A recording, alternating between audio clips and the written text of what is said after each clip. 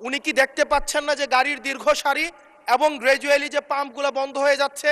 যে পেট্রোল পাম্পে যে পরিমাণে তেল দিতাম একদিন দেড় দিন লাগতো বিক্রি করতে, এখন 2 ঘন্টায় শেষ হয়ে যায়। গত সংসদে গত 2 দিন আগে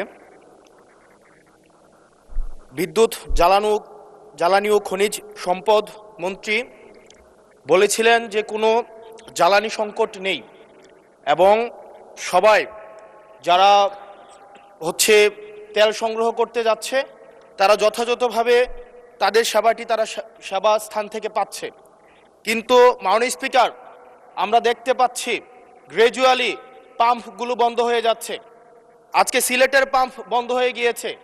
আমরা দেখছি যে রাস্তাতে লাইনের গাড়ির দীর্ঘ সারি এবং আমরা বারবার করে দেখতে পাচ্ছি যে সবাই প্রত্যাশিত সেবা পাচ্ছে না এবং কিন্তু দুঃখজনক বিষয় সরকার এই বিষয়টি এড়িয়ে যাচ্ছে এবং মন্ত্রী এই প্রবলেমটি অ্যাকনোলেজ করার পরিবর্তে মন্ত্রী আগের মতো আমরা যেভাবে অ্যাভয়েড অফ প্রবলেম মাননীয় সদস্য প্রবলেম যেভাবে আমরা অ্যাভয়েড করে যেতাম, মন্ত্রীদের মধ্যে এক ধরনের প্রবণতা দেখা যাচ্ছে যে তারা প্রবলেম অ্যাভয়েড করছে।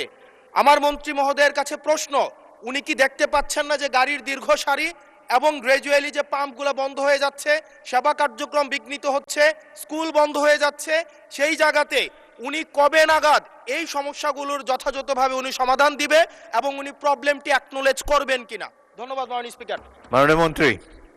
স্পিকার, আমরা প্রতিটি পাম্পে যে পরিমাণ তেল প্রতিদিন দেওয়ার কথা সেই পরিমাণ তেল আমাদের পাম্পগুলোতে সাপ্লাই করা হচ্ছে, কিন্তু